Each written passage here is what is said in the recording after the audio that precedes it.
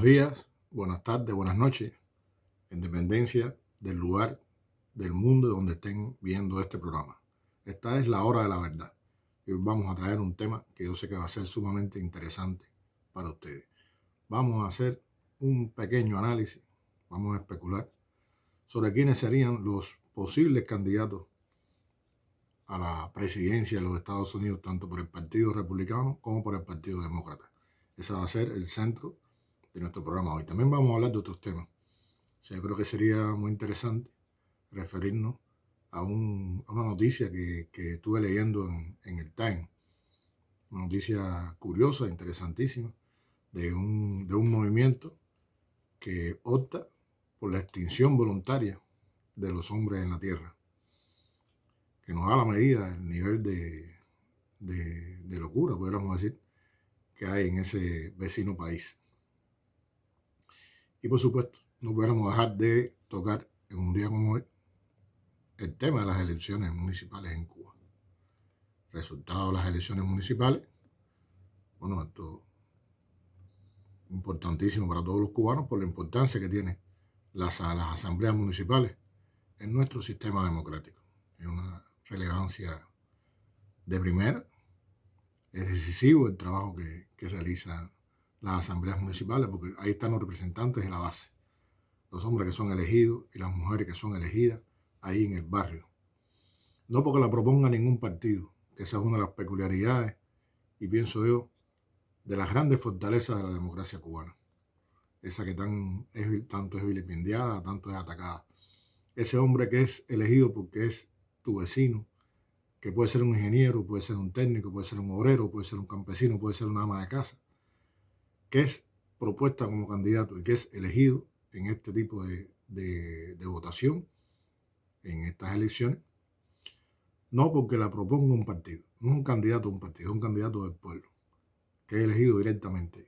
No importa si milita en el Partido Comunista o no, para nada. Solamente por sus condiciones morales, por sus condiciones para desarrollar su trabajo como representante del pueblo en la circunscripción electoral. Esas elecciones, bueno, acaban de efectuarse en nuestro país con resultados que podríamos decir que son alentadores. Que a la medida que, a pesar de todas las cosas que nos han pasado en estos últimos años, de todas las dificultades que ha tenido que atravesar el país, pues se mantiene firme la convicción de la mayoría de los cubanos de que esta es la democracia por la que nosotros optamos, la que nosotros elegimos y en la que nosotros creemos, donde no hay partidos políticos, donde no hay dinero circulando, donde no hay propaganda electoral, donde no se elige a los candidatos que propone determinado partido para cumplir con sus intereses, con los intereses de los que pagan, de los que financian, sino sencillamente es tu vecino, es un hombre que ni siquiera es un profesional, un hombre que va a ejecutar esa labor por sus condiciones, elegido por sus vecinos, y que no cobra un salario. Va a seguir siendo, si es panadero, va a seguir siendo panadero. Si es electricista, va a seguir siendo electricista. Si es médico, va a seguir siendo médico. Y se va a seguir desempeñando la labor que él desee. Y va a dedicar de su tiempo libre un tiempo para atender las necesidades de su población y representar en la Asamblea Municipal a los vecinos que lo eligieron. Esa es la democracia cubana, la esencia de la democracia cubana. Y bueno, ahí están los resultados. Todavía faltan por contar boletas que tienen que ver con las personas que votaron fuera de su circunscripción porque se encontraban sencillamente ese día por razones de trabajo, personales, lejos de su casa y votaron en el más cercano colegio electoral. Entonces, bueno, hasta ahora, según los datos preliminares de los sufragios, el 89,11%, disculpen, de las boletas fueron válidas. El 5,22% estuvieron en blanco y fueron anuladas el 5,67%. En 11.502 circunscripciones electorales, en la primera vuelta, fueron elegidos los candidatos. Fueron elegidos los candidatos en esa primera vuelta, o sea, no tienen que ir a una segunda vuelta electoral. fueron reelegidos el 50,93% de los delegados. Entre los datos destaca que el total de electos, el 43,87% son mujeres. Si recordamos que el 44,69% de los nominados eran mujeres y el 12,52% de los delegados electos son menores de 35 años. O sea, esto es otro dato. O sea, si el 44,69% de los nominados eran féminas y salieron elegidos, el 43,87% da la medida exactamente del papel que juegan las mujeres en esta democracia cubana, en estas elecciones cubanas a nivel de municipio. Y otro dato interesante que me adelanté un poco es que el 12,52% de los delegados electos son menores de 35 años. En 925 circunscripciones electorales, ninguno de los candidatos logró obtener la cantidad de votos necesarios y tendrán que ir a segunda vuelta el próximo domingo 4 de diciembre. Tienen que sacar el 50 más 1 de los votos para poder ser elegidos. Fue una jornada tranquila, como siempre ocurre en Cuba, con los colegios custodiados por los pioneros, custodiados por los niños. Y bueno, ahí están los resultados. Esperemos a que estén los datos finales. Todavía faltan boletas por contar. Pero bueno, ya se sabe que el 68,58% del patrón electoral participó en las elecciones en Cuba. Estamos hablando de 5.728.220 cubanos que asistieron a las urnas para elegir a sus delegados a las asambleas municipales del Poder Popular. Ya les decía, 68,58% hasta ahora. Falta por contar, quizás pienso que pueda llegar a los 72, 73% del patrón electoral. Eso, teniendo en cuenta la situación que hemos atravesado, creo que es una gran victoria. Creo que es una demostración del apoyo que tiene nuestro sistema entre la mayoría de los ciudadanos de este país. O sea, vamos a hacer una pequeña pausa para ver un pequeño material y entonces enseguida continuamos y vamos a entrar de lleno en las elecciones en Estados Unidos. Vamos a analizar esa noticia que se da por muchos medios de prensa. Ya se está especulando sobre quiénes son los posibles candidatos a las elecciones estadounidenses, ahí donde sí juega el papel el dinero, ahí donde sí son los partidos los que nominan a los candidatos, y ahí donde el que más plata tiene es el que más posibilidades tiene de salir electo. No importa si tiene cualidades o no tiene cualidades, sencillamente es el representante del poder del 1%. Entonces, pequeña pausa y continuamos. Ladies and gentlemen, distinguished guests, and my fellow citizens, America's comeback starts right now.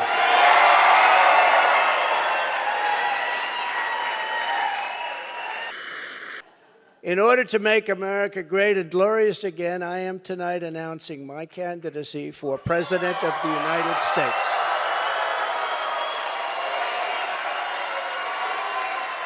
Bueno, señores, el primer candidato, fíjense ustedes, el primer candidato oficial a la presidencia de los Estados Unidos para las elecciones del 2004 por parte del Partido Republicano es Donald Trump.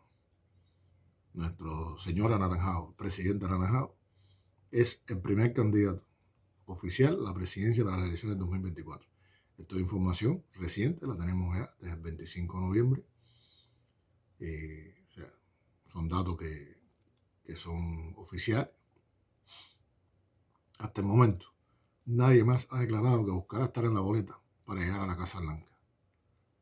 Si Joe Biden confirma ser el candidato de los demócratas, pues existirían también otros funcionarios que podrían estar dando guerra, que podrían estar también aspirando a la presidencia. Lo cierto es que no creo que los electores estadounidenses den el voto por Biden o por Trump. Yo creo que si ellos dos se presentan como candidatos y aparecen candidatos alternativos, aparecen otros candidatos de los dos partidos, creo que la mayoría de la población estadounidense optará por elegir como candidatos a las elecciones por uno y otro partido a otras personas que no sean ni Biden ni Donald Trump. Está el caso del gobernador de la Florida, Ron DeSantis, que es uno de los que se consideran grandes favoritos para enfrentar a Donald Trump en las primarias republicanas y que podría realmente, según los analistas, constituir un freno para las aspiraciones de Donald Trump de reelegirse como presidente de los Estados Unidos.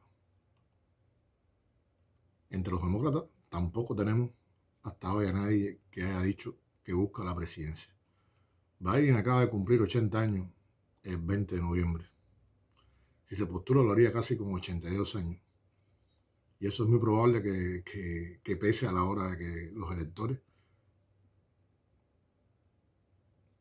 elijan o den su voto por él.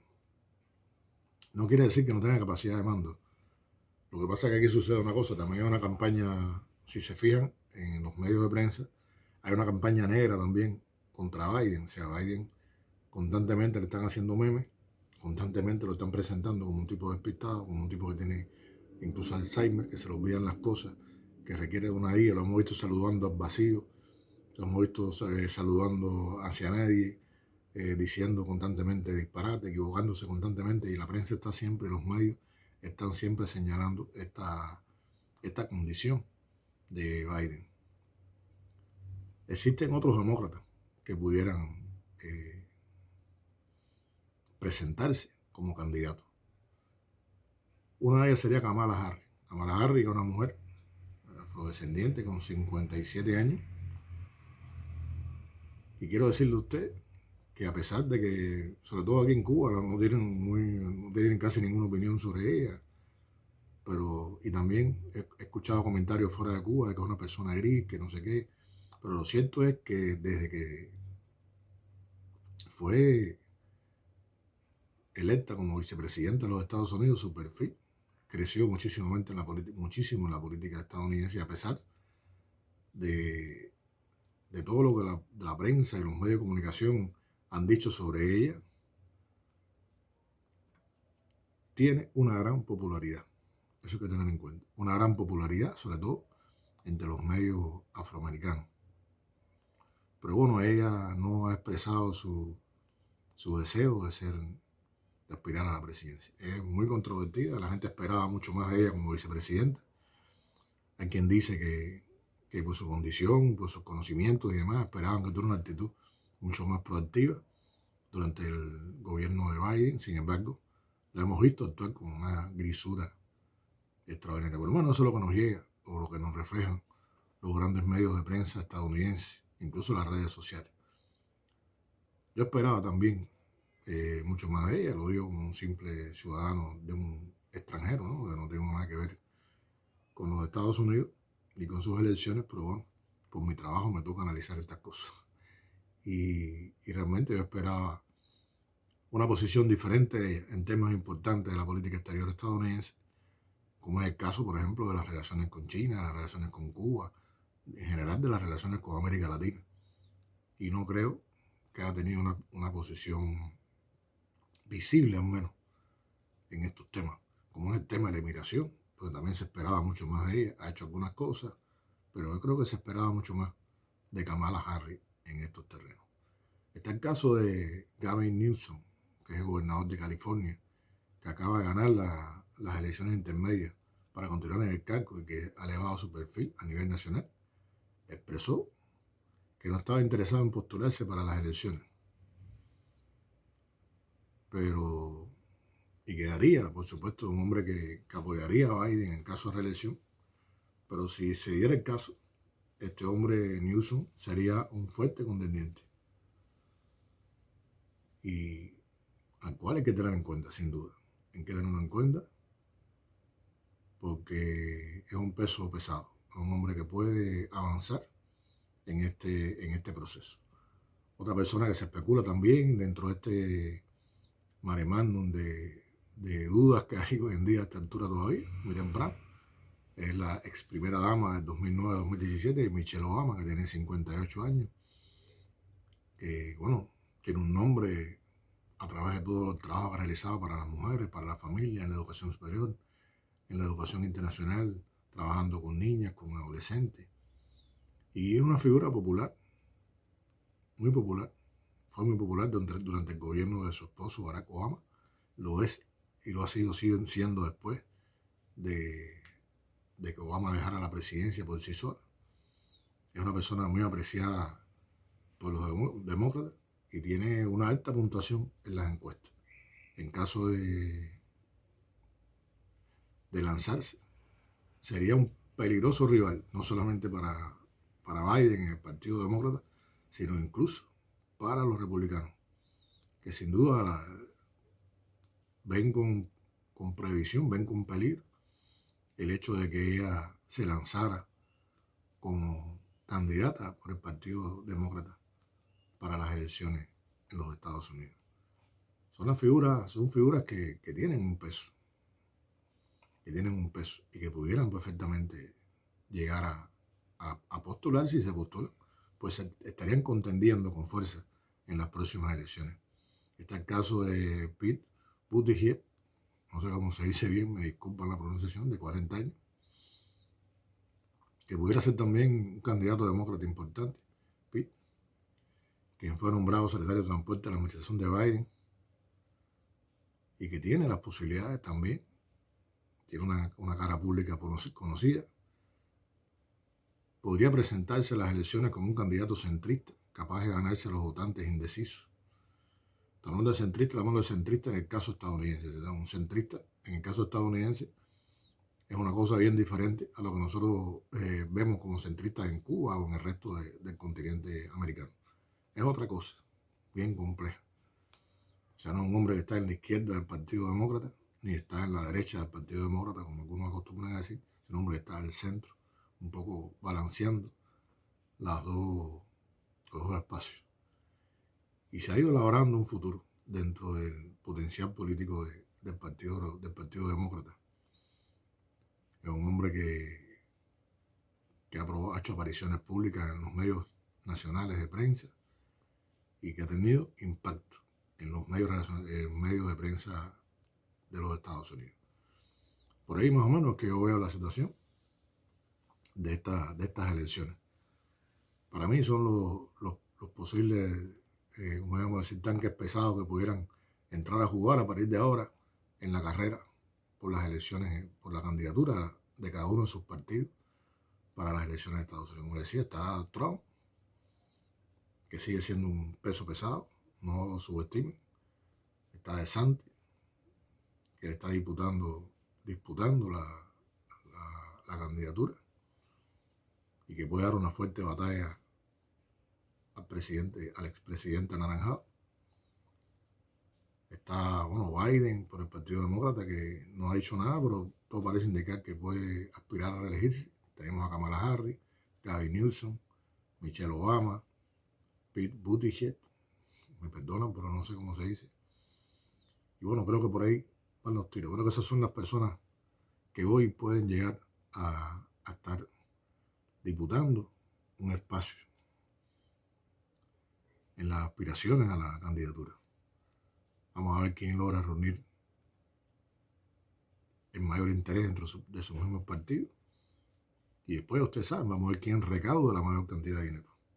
Vamos a ver quién logra tener los mejores fondos, los mayores apoyos, los lobbies más poderosos detrás de él, que le allanen el camino hacia la Casa Blanca y hacia las elecciones primero del 2024 y después hacia la Casa Blanca. Eso quería comentar con ustedes, quería especular con ustedes. Si alguno tiene otra propuesta por ahí, si me ha quedado algún político que pueda resultar interesante, sería muy bueno que ustedes lo compartieran, lo comentaran, pues estarían ayudando a los análisis posteriores que pudiéramos hacer. Ustedes, algunos de los que siguen este canal viven en los Estados Unidos, por lo tanto pueden tener elementos que a lo mejor yo no tengo en la distancia. Si alguno cree que hay otro candidato que puede ser interesante, pues los invito a ponerlo en los comentarios y quizás con una breve argumentación que nos sirva para análisis posteriores y para poder seguir la pista de cómo van las cosas de aquí al 2024.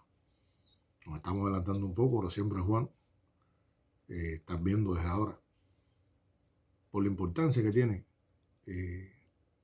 lo que ocurre en los Estados Unidos para todos nosotros. Hay quien no le gusta decir esto, hay quien no le gusta, ¿no? Pero sí es importante, porque en dependencia de quién gane las elecciones de Estados Unidos, puede manejarse hacia un lado o hacia el otro la política de Estados Unidos hacia Cuba. Esa política que es una sola, pero que tiene sus variables. Y por supuesto, la independencia de quién esté en el poder, quiénes lo hicieron llegar al poder, quiénes lo apoyan, quiénes se mueven alrededor de esa nueva administración.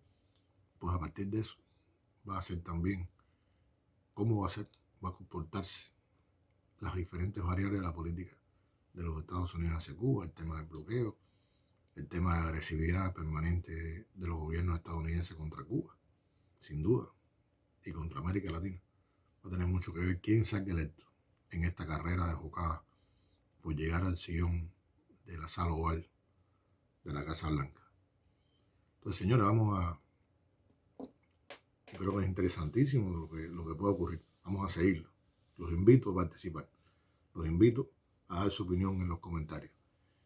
Y yo tenía podríamos decir, una nota curiosa, ¿no? Porque es interesantísimo. O sea, hay un señor que se llama Les Knight, el hombre que quiere que nos extingamos. Este hombre es el fundador del movimiento de la extinción humana voluntaria. Un grupo de personas que creen que lo mejor que los seres humanos puedan hacer para ayudar a la Tierra es dejar de tener hijos. Todo esto, qué locura.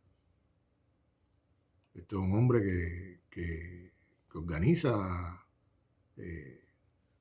montones de actividades alrededor de este movimiento de la extinción.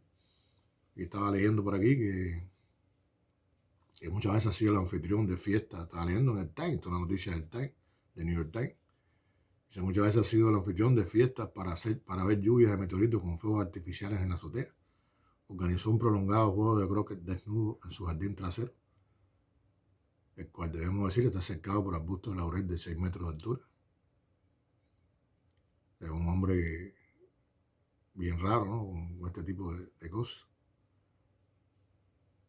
Era clara que este movimiento es un grupo informal de personas que creen que lo mejor que puede pasar para la Tierra es que los seres humanos desaparezcan absolutamente de ella. Hace décadas que dice el Time que Knight añadió la palabra voluntaria para dejar claro que quienes se adhieren al movimiento no están a favor del asesinato masivo ni nada que se parezca. Están a favor del control, ni a favor del control forzado de la natalidad, y tampoco alientan a nadie al suicidio. Su filosofía se refleja en su lema: que vivamos mucho tiempo y desaparezcamos. Otra de sus consignas, una que Knight cuelga en diferentes convenciones y ferias callejeras, es gracias por no reproducirse. El 15 de noviembre, dice el Time, la Tierra se convirtió en el hogar de 8.000 millones de personas. A pesar del descenso de la natalidad, se prevé que esta cifra aumente a 10.400 millones en las próximas décadas.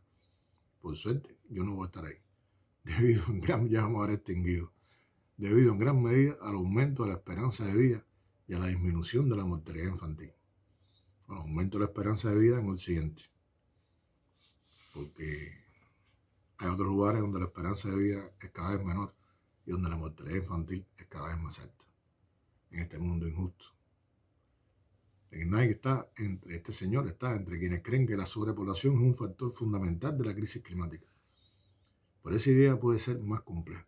Los países pobres, muy poblados como la India, contribuyen relativamente poco a las emisiones per cápita de gases de efecto invernadero que calientan el planeta.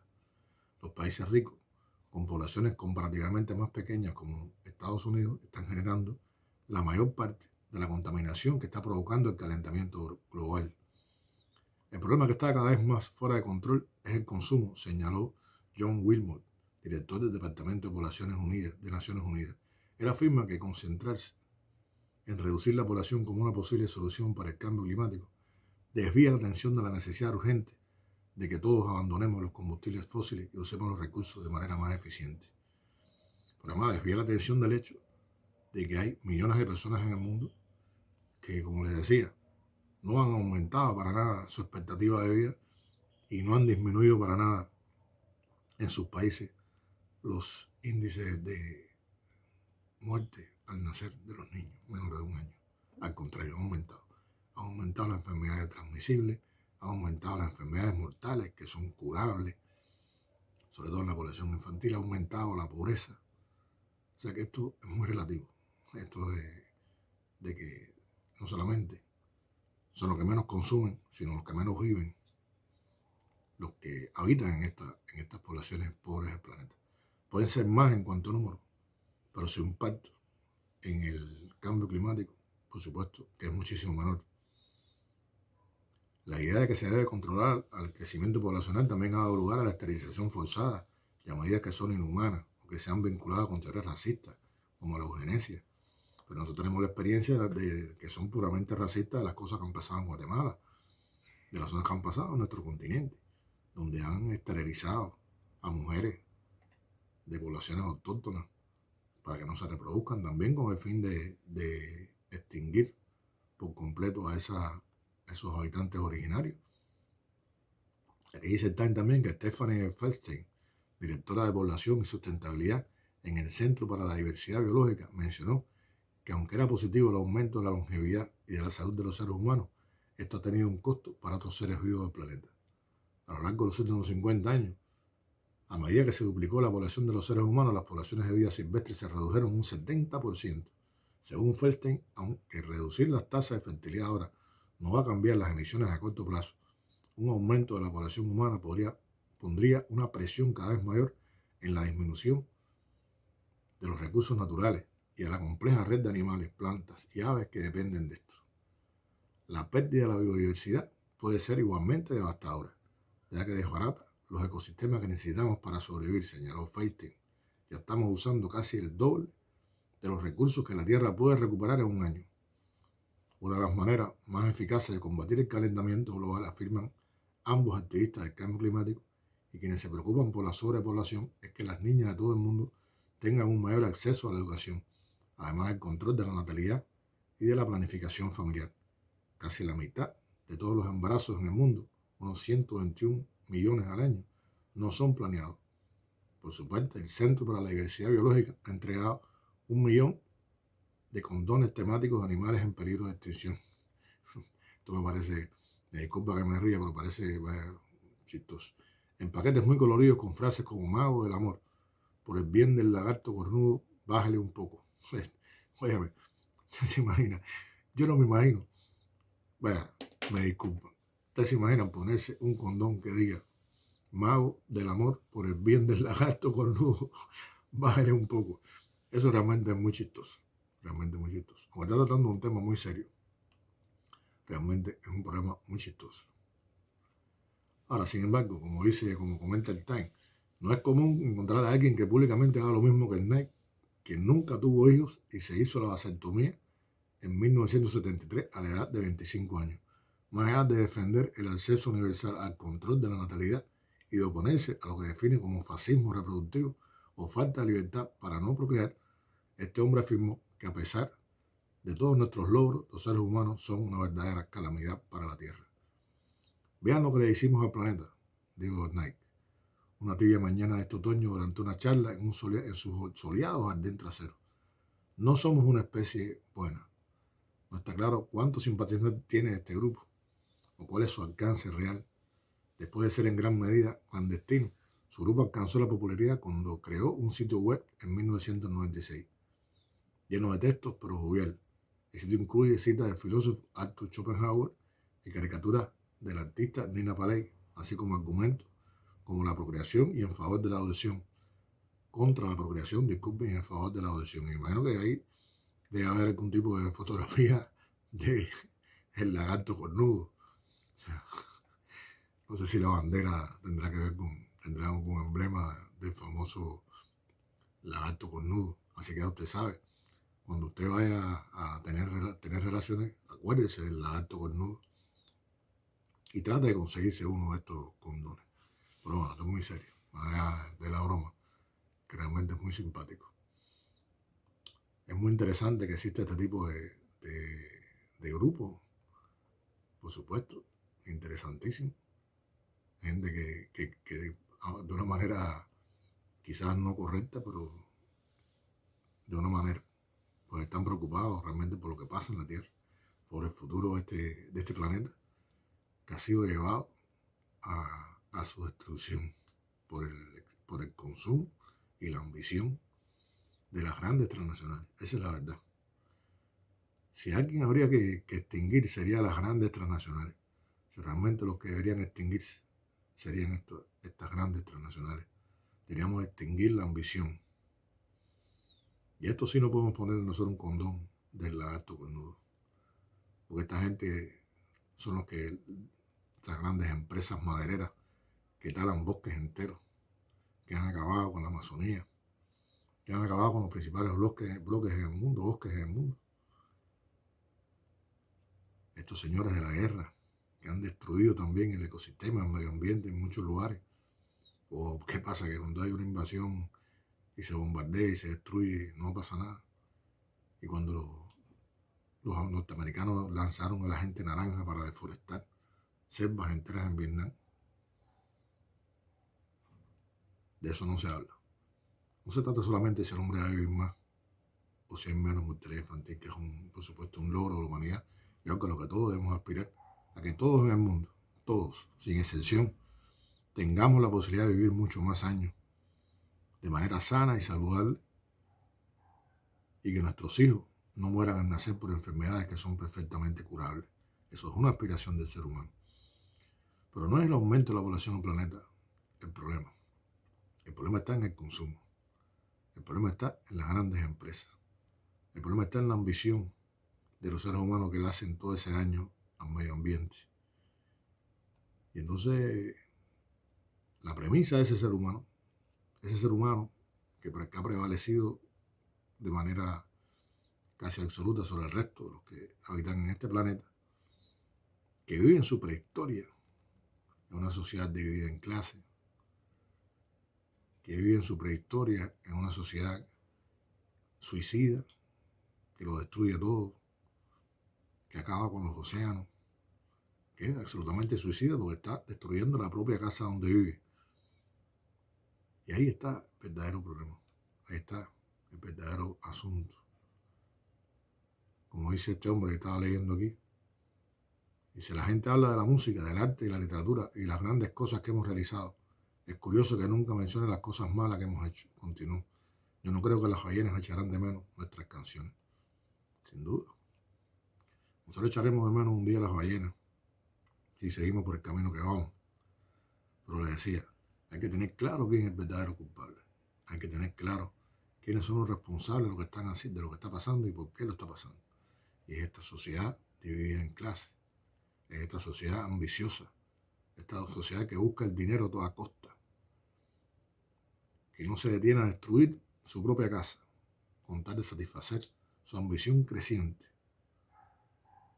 Su ambición cada vez mayor. Ahí es donde está el verdadero problema. O sea, queridos amigos, muchas gracias por participar, por acompañarnos en esta hora de la verdad. Espero que haya sido interesante.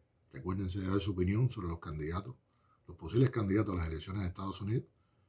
Espero que lo pongan en sus comentarios, me hacen una pequeña comentación si quieren, si no, solamente me ponen el nombre de quienes ustedes creen que puede ser el candidato por cada uno de los partidos o los candidatos, por cada uno de los aspirantes, los que se postulen como candidatos por cada uno de los partidos.